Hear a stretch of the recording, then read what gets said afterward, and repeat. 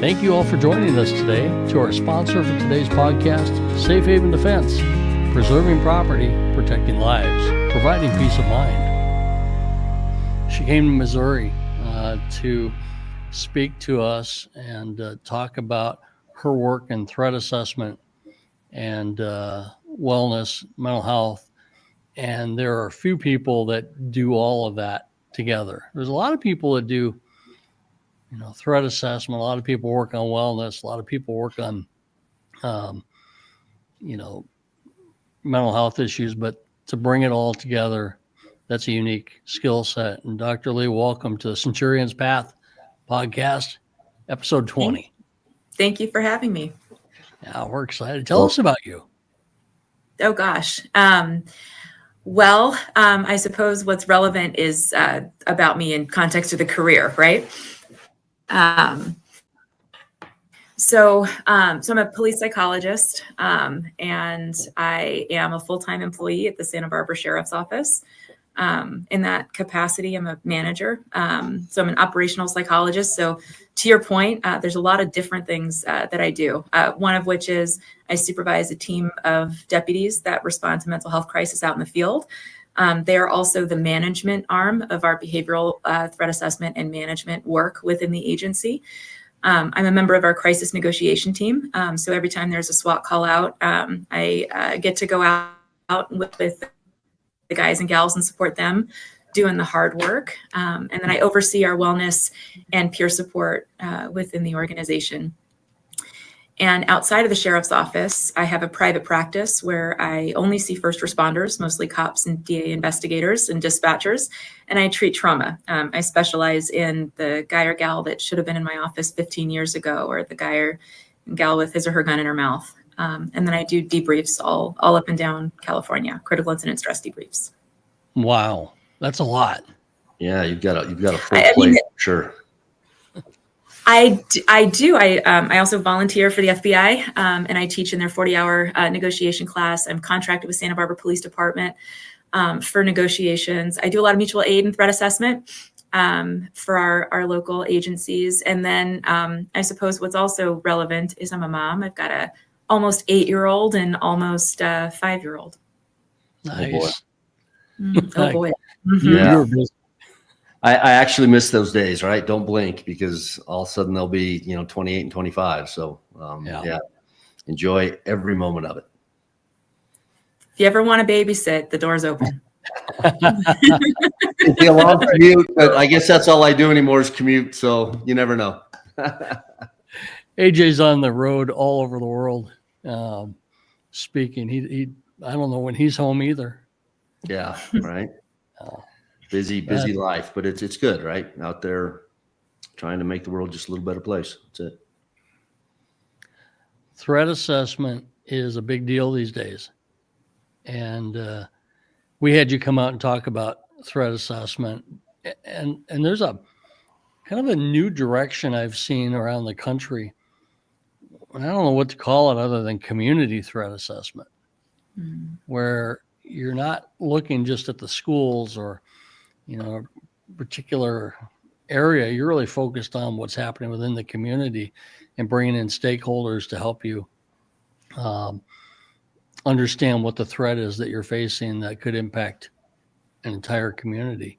Seems like Santa Barbara is taking kind of a lead on that. Is that accurate?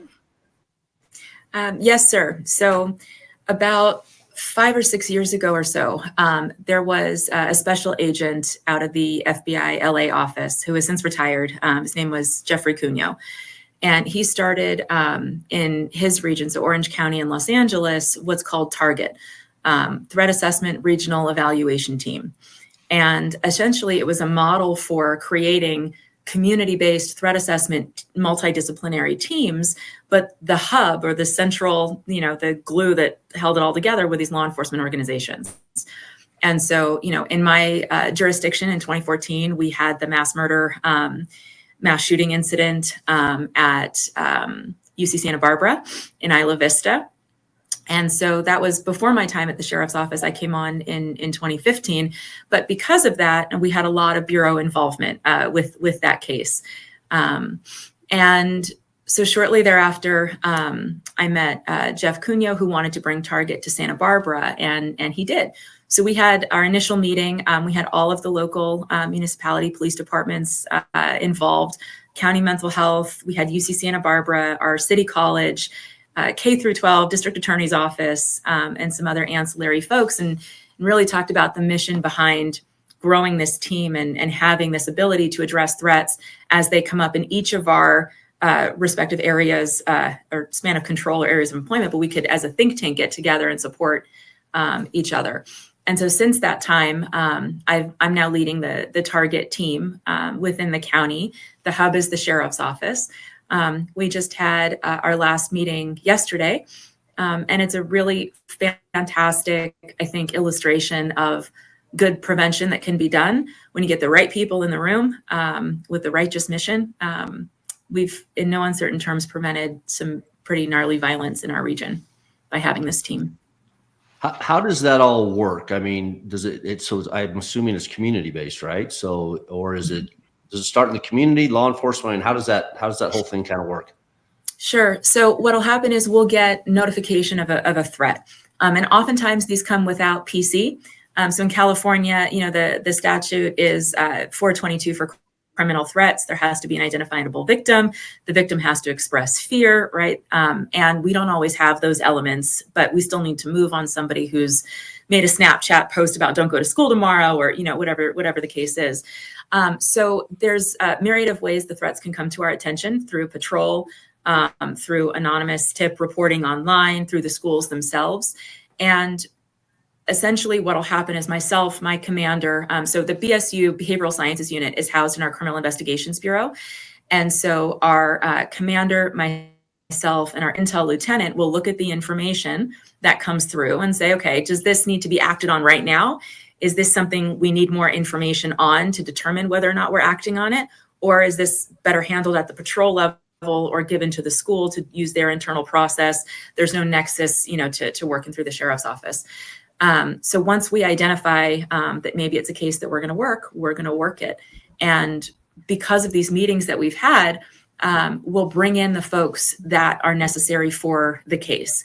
So if it's a K through 12 case, we'll bring in our K through 12, representatives. If it involves mental health, we'll bring in our mental health representatives. If it involves a hospital setting, we'll bring in our hospital partners.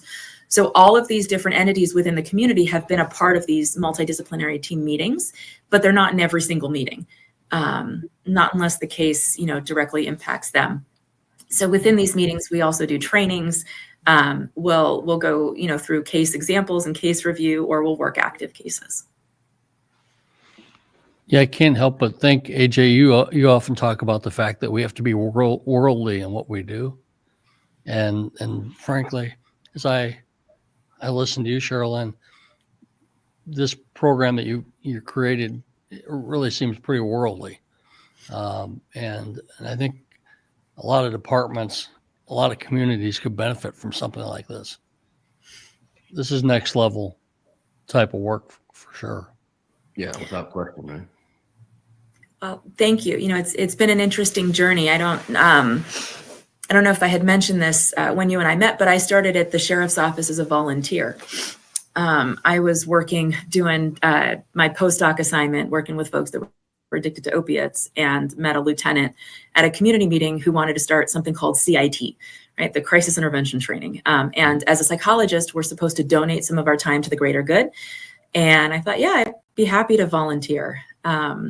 Well, that turned into problem solving because I was hearing problems from the deputies, and I go, well, that's low-hanging fruit, or mental health shouldn't be doing that, or this doesn't make sense, or that's a solvable problem.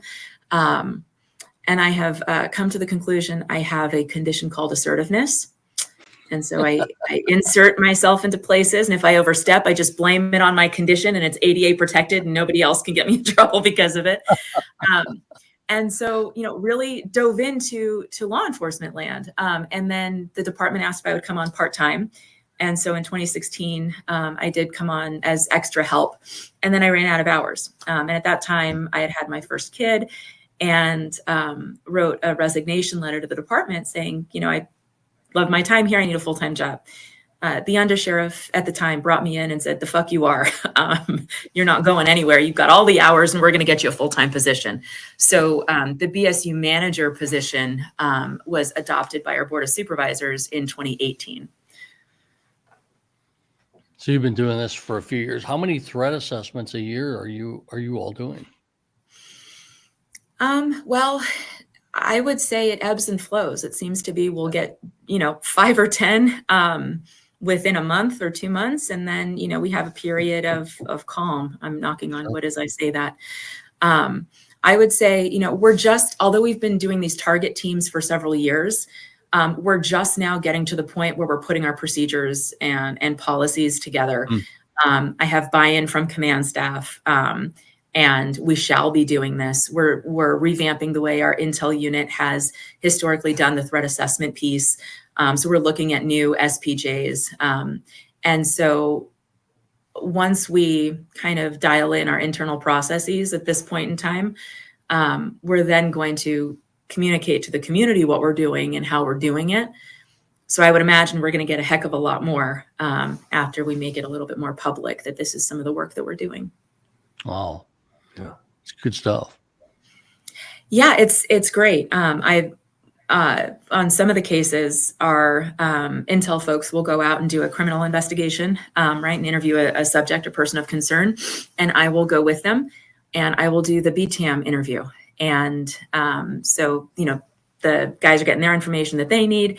I'm getting my information that I need. I have eyes on, and then it's my co-response teams that do the follow-up afterwards. We had a case about 16 months ago of a kid who was wanting to bomb a school, conduct a school shooting, was on Discord being coached by adults, all this, sort of stuff. And as of about 2 weeks ago, we dispositioned the case. So we will hold on to these cases as long as needed, and our teams will continue to engage. Well, good for you. That's good work. Thank you. And then the flip side of that is you go from threat assessment to wellness. And officer wellness, staff wellness, I would assume. I read something that I thought was really interesting. Pain is inevitable, suffering is optional, that you wrote. And that headline kind of caught my attention. And the work that you do with first responders, how do you walk them through that path of understanding that suffering is optional? Yeah. So right, wrong, or indifferent, I have a bit of a reputation in my region. And so by the time somebody gives me a phone call or decides they want to come in my office, they know we're going to get to work. And I'm going to hold them accountable, because if they're in here and they're willing to work, let's fucking go, right? I don't want necessarily people in my office for 6 years. Let's figure out the problem. Let's see what's getting in the way of where you want to be, and let's address it. So the pain is inevitable, suffering is optional. Pain is the job, right? As a cop, you signed up to pick up teeth on the side of the railroad tracks. You signed up for missing anniversaries, missing birthdays. You signed up, coming home and disconnecting from your spouse. All the stuff that you guys see and do, right, as a part of your job. And that is what makes law enforcement so fucking incredible, right? Because most people can't and won't do what y'all do, period. Okay, can't take the pain away. That's what makes cops badass. Now the suffering, I should have done this. I screwed that up. Your kid's not talking to you, 3 alimony payments, finding your answers in a bottle. You did not sign up for that. And that is oftentimes the suffering that I see. And that is where wellness can make an impact. Can't take the pain away. I don't want you necessarily, I'm not hypnotizing you so you forget about that call or that, that victim, right? But let's separate the emotion from the memory and let's make it palatable. So anyway, pain, suffering, wellness can impact suffering. Powerful stuff. Yeah. We're in an interesting place, right? Because we failed so many years when it came to wellness and how we were taking care of one another. And then we tried to throw everybody into the same program. And what works for me could be, maybe it'll work for John, maybe it doesn't, right? So we started to expand those things. And now what we're seeing, and this is a huge obstacle, is, you're hearing officers say, enough. I'm tired of having this crammed down my throat. I'm tired of us hearing this and us hearing that. And my fear is, right, we kind of push it aside again and leads to more issues, right? Yeah. But how to navigate, I don't know if you have any advice, right? But how do you navigate where the officers feel like they're drowning from wellness presentations and wellness lectures, and that becomes counterproductive because now they just shut down and they don't want to hear anything.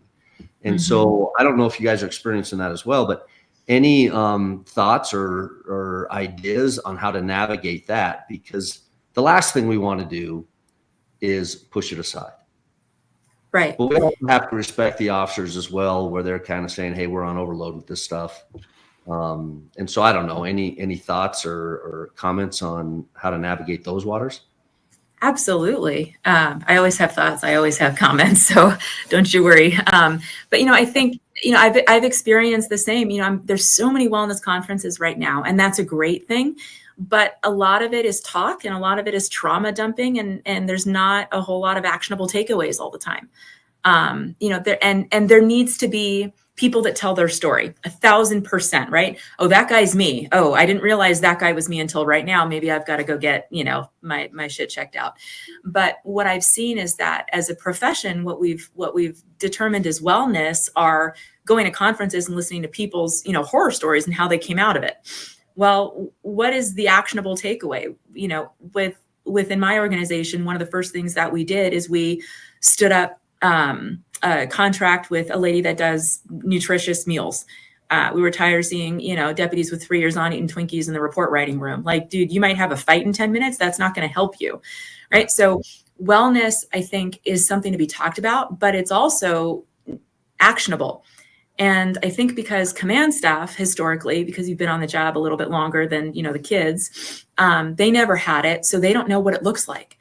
And so often they're checking a box, not because they just want to say that they're doing it. I mean, there's some administrations where that's the case, but they don't really know what it looks like. And unless you have a subject matter expert telling you and guiding you, then it does sort of feel like a lot of talk and not a lot else. And that's probably when it feels like it's being shoved down our throats, right? At least that's one of the things that I've seen. Right. And, I see also wellness is perishable. What worked for me when I was 25 is not what works for me, as a mom of two, and I'm 40. And so, well, let me back up. I will be in a month. So, a month and a half. I don't remember 40. You're still a lot younger than us, so don't worry about that. Fair enough. I didn't mean to be specific in that number, but fuck it, here we are. I was in my prime at 40. I'm not saying I'm not. I just don't have the the historical look back yet. Yeah, I couldn't be able to tell I you. get it. I don't even remember 40, so it is what it is. But throughout the lifespan, right? Like our stressors change and what matters to us change, and wellness changes. When you're 25 years old, sure, you can work out for 6 hours in the gym and drink all the energy drinks, and it doesn't matter. When you're 45, it doesn't work that way. And so I think we need to see wellness as a perishable skill as well. And so it's incorporated into quarterly training and things like that. So it's not this big ethereal thing that happens that's a big deal right here, right now, but it's something that's woven into our profession and becomes the way we've always done it. Yeah, it's a hard thing, right? Because you can bring a horse to water, but you can't make them drink. And these guys suffer over some of the same things. And tragically for me, I just lost a friend who retired from Milwaukee PD to suicide. He did his 25 years. Mm-hmm. He, retired last fall, and in March, we lost him. And you try to pay attention to the warning signs. You try to, have programs and all this. The thing with cops, though, right, is we know how to hide it really well. Oh, yeah. We hide it really well, right? You got to turn off all those emotions when you're on a call and you're doing your thing. And then that just transforms over into our personal life. And it's just a tough thing. It's a tough thing because you don't want to let it go. You want it to be there. But again, like I said, just trying to respect the officers and what they do. And, in our reintegration program, one of those phases was they got, if you were involved in an officer-involved shooting or if you were going through a critical incident, it's kind of a 3-prong thing. And that last prong was a very kind of holistic, where this list of things they could pick from that they could be interested in, to make themselves better.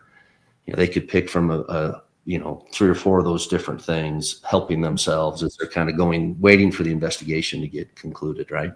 Sure. But even then, you would start to see resistance. Guys are like, yeah, I just want to sit home. I don't want to come back. I just want to sit home. And you're like, man, it's a tough thing. It's a really tough thing. Yeah, it is. But what I know about cops is y'all are really good at doing hard stuff. This is just a different version of hard. And it's up to people like me to create the ops plan, right? You just tell me what the problem is, or let's figure out what the problem is, and then let's fix it. Let's put the mission on paper. Let's put the goals, and then let's put how we get there one step at a time. I mean, we have to leverage what y'all are good at. I mean, if you think you're speaking to compartmentalization, right? Putting the feelings away to handle what's in front of you. That is survival. You have to do that. That is one of the superpowers law enforcement has. But unfortunately, it bites you in the ass at home because you don't get an on-duty brain and an off-duty brain. And so we have to teach folks, how to be aware and how to mitigate some of that. Easier said than done. There are a couple of agencies that I work with that when their officers are involved in shootings, they will allow the officer after the interview to check out a department vehicle and drive to my office. These 2 agencies are 90 minutes away without traffic for a wellness check. Yeah. I do not have the certification for pre-employment. I do not have the certification for fitness for duty. I do not want them. I don't even want to be, seen as somebody with that power differential. I want to be somebody that helps. And so I think we're making some strides in how we help our officers after critical incidents, but we're nowhere where we need to be. No. Unfortunately, we're not, right? But you got to keep moving forward. You got to keep trying, right? Well, absolutely. And for the older generations, right, there's a different wellness looks different for them than for the kids that are coming in that want all their time off and they don't want to work overtime. And why doesn't this substation have a gym? Headquarters has a gym. It's like, holy shit, talk about entitlement. But in any case, let's leverage the good parts of that, right? Right. And, I can't tell you how often it is I hear folks with 17 to 25 to 35 years on that say, they wish they had these programs when they were coming up, but they're still hesitant to engage with all the time on that they have for various reasons. Yeah. You talk about cops are good at hiding. I have a sense listening to you right now that there's not many in your department that are able to hide. No, sir. No, sir. I don't think that's allowed there. No. And yeah, no, it's not. And more so with the folks that I see privately, right? In my department, I'm a manager. And so a little bit different of a dynamic, right? I'm not meant to be their therapist there, but naturally we have some of those conversations and I lead them, to other clinicians that I trust, to take care of my friends and my colleagues. But no, if you're going to be in my office, we're going to get to work. And I am good at picking up on bullshit. So are you all, so it's kind of like a game at first and then I win and then we move on. I love it. The name of my book that I don't have time to write is going to be You Can't Out Detective the Shrink. Oh, I like that. That's a great title. Right? Great title. Thank you. I think we've all written books in our heads, right? That we don't have time to actually put pen to paper, but yeah, that's a great title. Mm-hmm. Mm-hmm. That's fun. And so tell us a little bit about your experience in hostage negotiation and going to some of those calls. I'm sure that's got to be kind of interesting. Speaking from a guy that worked on SWAT for 16 years, so that's kind of my wheelhouse. Yeah. But the breakfast burritos that are brought in after everything is over, that's why I show up for the breakfast burritos. No, it's so I love being on the crisis negotiation team. And, just recently, we had a 30-hour call out just about. Wow. And, there is no other doctor. So the team lead, we're talking about rotating folks in and out, right? And I'm not staying awake for 30 hours. So I'm not giving you the impression that I'm, doing that, right? But it was a 30-hour call out. And the team lead said, Doc, go home. And I said, no, who else are you going to call in, right? It could be in 10 minutes. And this person had, a bunch of psychosis going on. And he had actually taken a bunch of material to barricade intentionally up in the winery that he had done that in.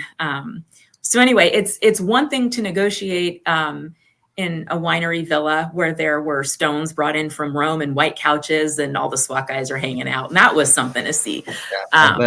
But it in contrast to the ones at 3:00 in the morning where it's 20 degrees and it's raining and the CP's outside. What I really like crisis. I tend to thrive in that domain. And what I do on the team is assist in gathering intel. So I'll call hospitals, I'll talk with family, I'll talk with, third parties who are associated with the person and we need information, hooks, triggers, stayaways, that kind of thing. And then I'll also be listening to the conversation and in the knock vehicle behind the yellow tape, passing notes to the second who's communicating to the person negotiating. And so I'm there as a part of the negotiation, just in the background. Yeah. And if I'm not doing those things, or even while I'm doing those things, sometimes command staff will ping me and say, hey, Doc, what's the temperature of the crisis? Are we making headway? Or are we not? And I would never tell them what to do. That's not my role. I stay in my lane. But my assessments sometimes help direct, okay, we're going to go tactical sooner than we would have otherwise, or let's give this a little bit more time to flesh out. Yeah. Very cool. I'm sure they're extremely happy when you're there. It was funny. The first call out, the LT said, hey, Doc, can I put your name in the report? I'm like, you'd be silly not to. Let's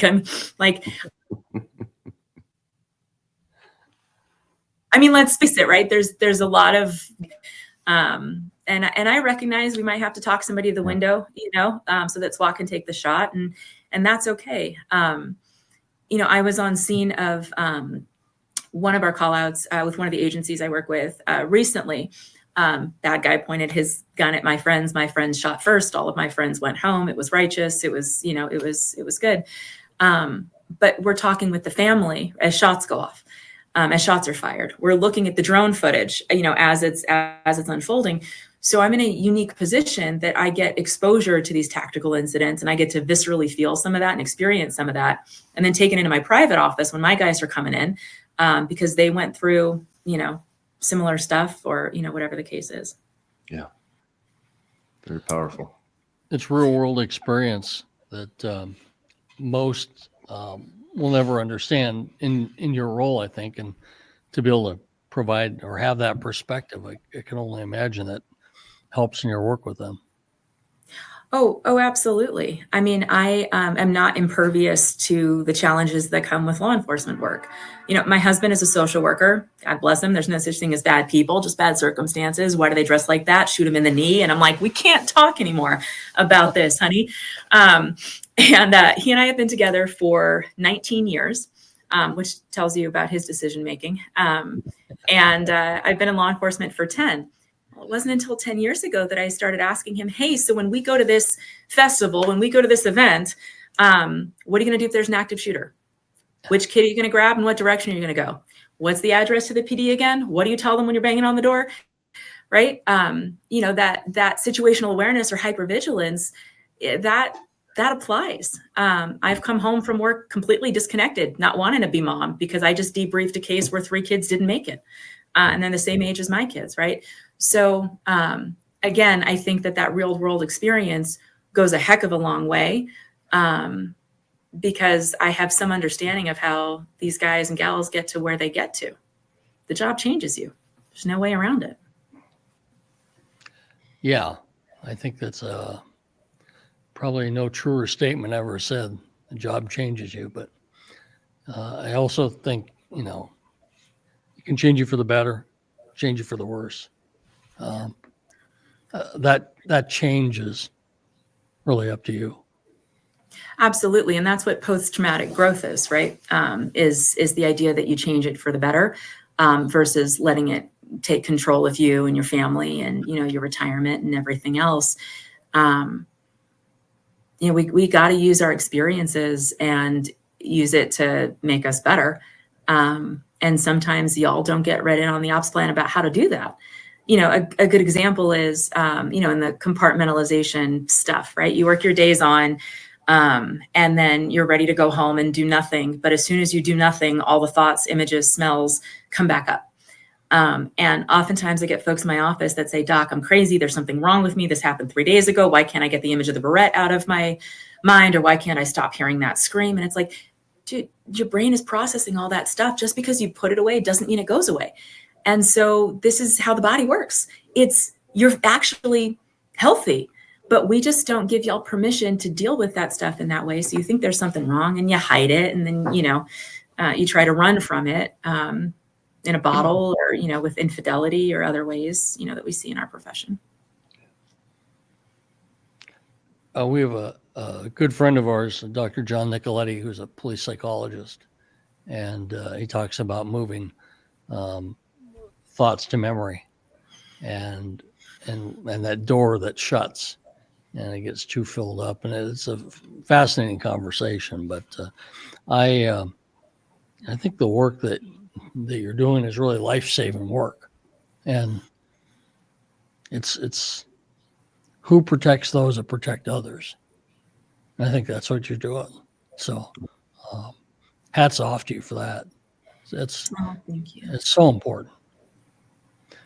AJ, go ahead, AJ. Go ahead, John. AJ and I do a presentation called Dark Nights of the Soul. The FBI brought us into their DC headquarters a few years ago. It's the first time we'd done the presentation, and we looked at the critical incidents that we had been in, but what good comes out of each of those. Because if something tragic happens that you've responded to, what good came out of it that you found that made a difference for yourself, for others, for your organization, for your community. And I always thought that for me, it's a way to look, that's kind of how I look at life in the aftermath of first doing Dark Nights of the Soul, which is, if you can't find the good in something, and out of tragedy, what the good is the decisions you make in the future to do better, or the choices you make to implement programs that are going to save more lives, whatever it is, good. You better find it, or you're stuck in the bag. Yeah, absolutely. Go ahead, Doc. Oh, I was going to mention that one of the guys that had been in my office, he was a sergeant on his SWAT team, and sent his guys in for a warrant service, and one of his guys didn't come out, was murdered, line of duty death. And a lot of our work together surrounded about, okay, there was a lot of pain around how they handled it, because he got, the rest of his team out of there. And another agency came in and kind of took over, the tactical stuff that was going on. And there was a lot of discomfort around the decision to pull his team out. And, we always Monday morning quarterback ourselves, right? And look at the stuff we didn't do well. And that was one of the things he was kind of getting hung up on. And the conversation turned to, well, how many lives did you save that day? You didn't know what was happening behind the door, right? You have an idea of what the warrant service was going to look like, and it went sideways. You didn't know if there were 10 people in there. You didn't know what kind of, weaponry they had. You got your people out of there. So isn't it true that you also saved lives that day? That's one of the ways that, we find the good. There's a lot to be said about that. But, if you think about it, your mission is to find all the bad in the world, to help protect my family, right? To help, prevent crime, protect victims. And you look for the bad, you look for the bad, you look for the bad, you look for the bad, you're going to find the bad. And your brain, because of something called neuroplasticity, it builds new neural connections. And so that's why in your off time, you're also looking at all the bad stuff. And your brain just habituates to that. And you miss all the good stuff in the world because it's not what you're focusing on. It's not what you're paying attention to. And perception becomes reality. And this is why so many cops can't go to Disneyland because everybody's a 290, which is a sex offender out here, right? Or why they can't go to carnivals because everybody's a meth head, right, wrong, or indifferent. I'm not saying that that's not the case, but it's that. I believe that you believe it. But this is why we find oftentimes, cops isolate because the world becomes a really dangerous, bad place. And if that's all you look for, that's all it becomes. Yeah, totally.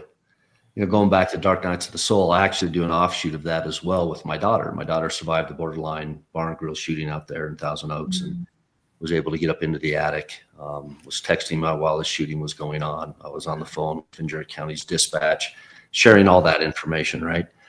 And so John and I created, the presentation based off of Thomas More's book. We didn't have a title on our own, but get to do that with my daughter. And you want to talk about post-traumatic growth, having gone through that experience, and as a dad who lived three school shootings, 3 active shootings involved in boots on the ground, and then to have your daughter go through it, I was extremely concerned. But again, you want to talk about post-traumatic growth through things like EFT and a few other things that she has done and just taking control of her life. She is one of the most powerful individuals that you will ever want to come across. And so if you do pay attention, right? If you say, okay, I went through this, I'm not going to let this define me. This is going to motivate me. We're going to find something good out of this to drive us forward, right? That there is light at the end of the tunnel. And we lose sight of that. And like you said, no one calls a cop to come over and have a nice chat. Right. Nobody calls 911 on a good day. So they go from crisis to crisis to crisis. And then, like you said, then everything's a crisis. That is the one beauty about retirement. I wish I retired sooner, right? Because you get to that point where you're like, you just don't care, right? You're actually enjoying life and all of the good that is there, and being able to live your life off all the hard work. And when I go out and speak, I always push guys, and I push John. It's like, hey, at some point. Now, honestly, I failed at retirement, right? Because I'm doing all this. You suck at retirement, but I'm not. I am not in the middle of all that anymore. Sure. I get called and get recruited for chief jobs all the time, and I'm always nice. And I do the pros and cons, and guess what? There's a heck of a lot more cons getting back into it than there is where I'm sitting right now and what I'm doing. So there is light at the end of the tunnel. Just got to make it there, right? Just got to make it there. Well, yeah. And sometimes you got to create that light also, maybe you've been a cop and that's all you've been for umpteen years, right? I once heard somebody say, I need to retire to something, not from something. And I like that quite a bit. I see a lot of, folks that struggle in retirement for various reasons, right? They've been running and gunning for 30 years. They don't know their spouse. And now they realize they don't like each other now that they're stuck at home together and things like that. There's a lot to be said about that. One of the things I'm actually working on with the state of California and our post is creating a retirement academy. So we train y'all to get in. Let's train y'all to get out. Yeah, that's fascinating. Yeah, it's a great idea, actually. It is. I just went to our retirement breakfast here a couple of weeks ago, and somebody brought that up. They're like, it would have been nice had I had just a footprint, to kind of follow, because you step out and it's like, holy cow, The other thing, though, that I laugh about is cops are like, well, I don't know how to do anything other than be a cop. And I'm like, this profession trains you to be able to do anything you want. You're a problem solver, decision maker. I mean, it trains you. You just got to find that, have the desire to figure out, I just don't want to sit on the dock. I mean, we all say that, right? We just want to sit and go fishing and go hunting, and that gets a little old after the first 6 months. It's like, shit, I need to do something, right?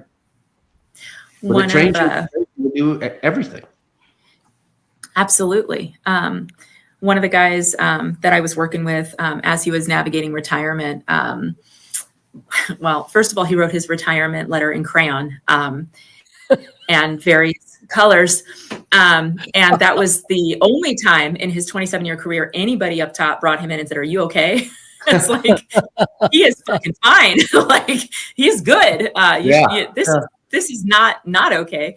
And anyway, he moves out of state. And his first year, he's a trash truck driver, and he is loving it. Pushes a button, things go up. Pushes a button, things go down. He's off when he's off. He talks to all the cows and whatever else on the route.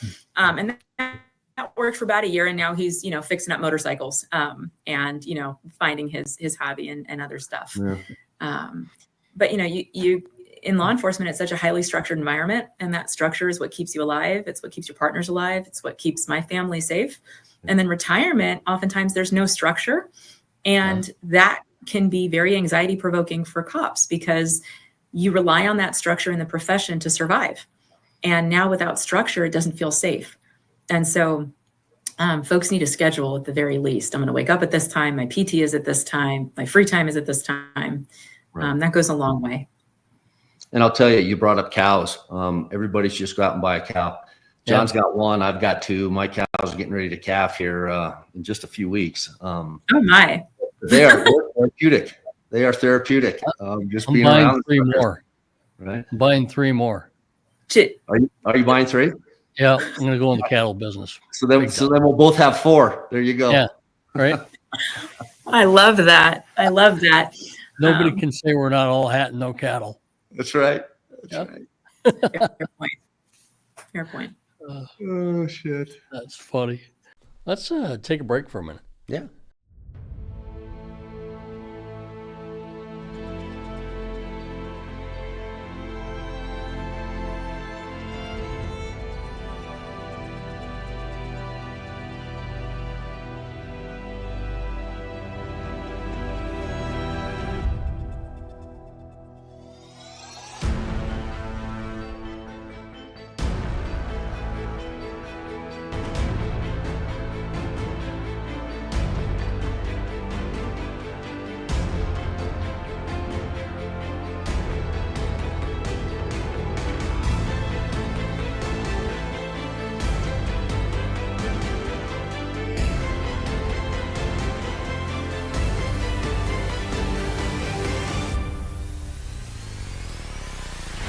Defense, preserving property, protecting lives, providing peace of mind.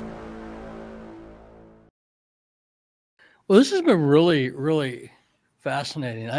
Neuroplasticity. Yes. Did I say that right? You did. Okay. He'll be using that in his next lecture. So. I will. that is a new term for me, and I'll sound like I'm a learned man. It makes sense to me when you said it, and how the pathways in the brain connect. You see bad constantly, then life, is colored by that. Absolutely. And it makes a lot of sense to me. Yeah. Now I know what's wrong with me, AJ. And me as well, right? Right. So here's the thing about that. Knowing what's wrong is 55% of figuring it out. Right. Because you can't solve a problem you don't know exists, right? You can't solve a problem that you pretend isn't there. You can't help a victim when there's no 911 call. So knowing that there's a problem and being able to articulate what that is 55% of getting it together. Now you got to find like that person that creates the ops plan, and where to go from there. And it's funny. I say ops plan, not because I'm trying to use language to sound like I know what I'm talking about. But quite literally, I had a guy in my office for a couple of months, and we're trying to get him to do the things, and we're trying to get him to do the things. And I said, bro, it's like an ops plan. You just put down what you're going to do and when you're going to do it and what side of the house you're going to hit and when, and then you move forward. And that clicked for him because he had been a SWAT guy for 20 years. And so, I think if I were coming to see you, I might be a little intimidated because I couldn't hide, and I have a feeling you're pretty direct and you don't stand for much BS. Here's the thing, John. If you're going to see her, that means you don't want to hide. Right? That's true. Yeah. right? That's And true. That's a so, good point. it's Yeah. like we talk about, and it's difficult. I get it, right? But you twist your ankle, you break your ankle, you go you'll get it fixed, right? You break your arm, you get it fixed. If you're hurting here, and if you're hurting in your heart, and you're having these issues, just try to open the door to say, hey, it's okay. Right? Let's just, we talk about, the centurion's path, being the centurion, being the protector, doing all that. Well, if you're not protecting yourself first, if you're not taking care of yourself first, if you're not getting the help you need along the way, you can't continue to do this job at the high level that the community expects you to be doing it, and the same level that you expect yourself to be able to do it. Right. Right. And when we have the young cops, like you said, sometimes they don't get it, right? They're bulletproof. Mm-hmm. They're bulletproof. They don't need any of this. They don't understand that, these calls, they compound. And like you said, the neuroplasticity, right? Builds up or whatever. And then when they start to hit that 20 years, 25, 30 years, if they haven't already, started to take care of themselves, some of them, not all, but you start to hit that roadblock.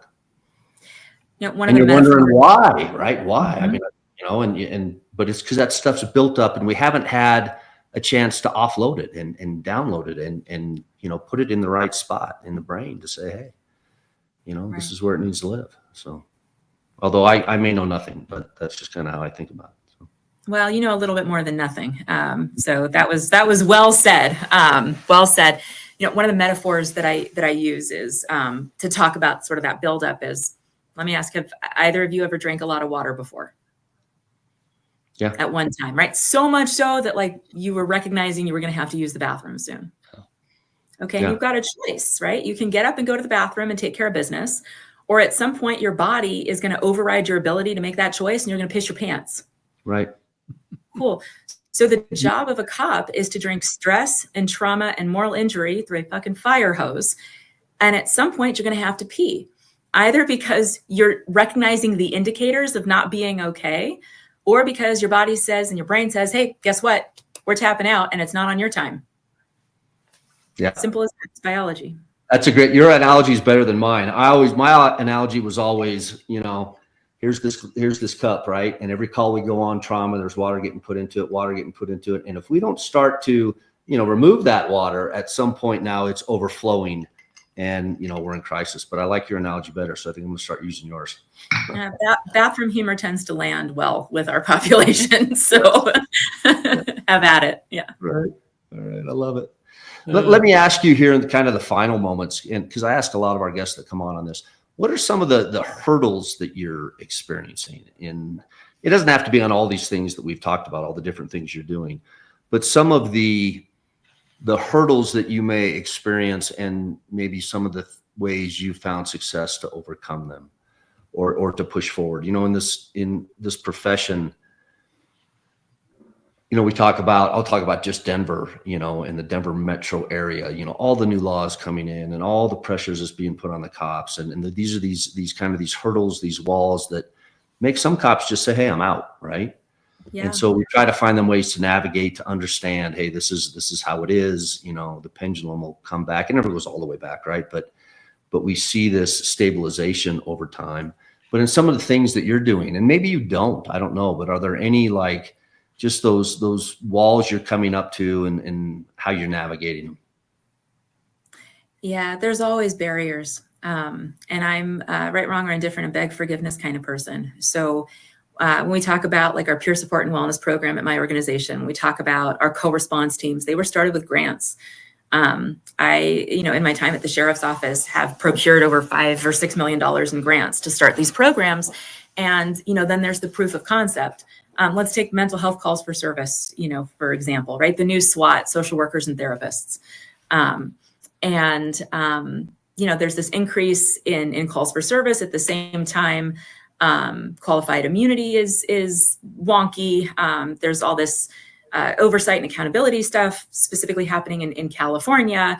A lot of these calls for service are non-criminal. Why are we even going? Not my problem, not my, responsibility, especially if I'm going to get sued and I'm civilly liable in case it goes to shit and we're hands-on with somebody who's just suicidal, which isn't a crime, right? that's a really big issue right now. And that's a really big issue in California right now. And I think, to overcome that hurdle, what we've done is we've got messaging from our sheriff that says he backs us, the cops on these calls. We have programs like co-response, which try to take the heat off of some of patrol. Not everybody wants to do mental health. That's fine. Not everybody wants to be a SWAT guy. That's fine. We need both.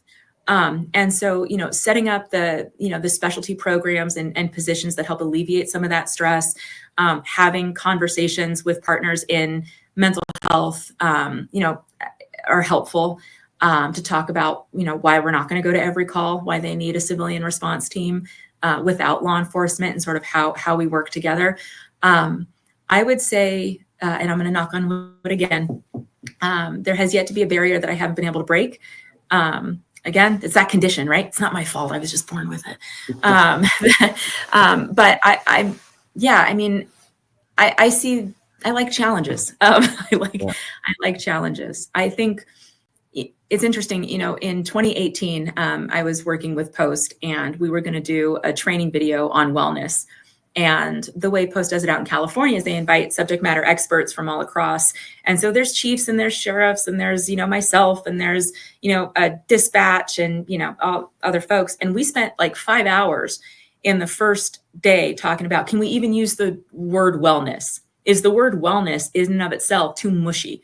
Right. And then, all the dumb conversations about like tactical mental well-being and, what do we call it and all that kind of stuff. We wouldn't even think twice now about, can we use the word wellness or not? Right. And that wasn't that long ago. So I like to see barriers as challenges. And if I'm being honest, the biggest barrier for me is getting paid. What I think I bring to the table working with county government is fucking obnoxious. Well, I know. Yeah.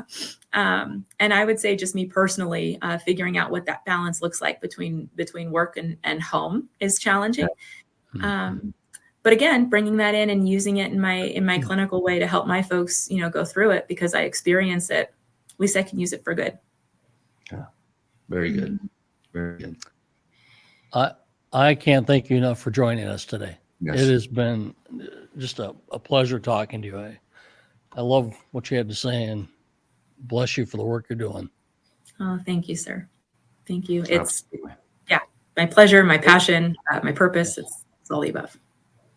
Well, AJ, you want to you're take us doing out? Absolutely. You're doing great things. So I don't know if you got a glass on your desk. Anything? Which one? The one that says fuck off or the one that says you fucking got this? Both of them. They're just one. All right. So we always close these out with just a toast. And I think our listeners get tired of hearing this, but since you're on, the toast goes all the way back to the Roman legions. 3 different versions in Latin. It's been translated different times, but it's very applicable to our podcast. And so we always close out with this toast. And we've modified it just a little bit, but to us and those like us, the Centurions, damn few left. Thank you for being on the show. Cheers. Damn few left.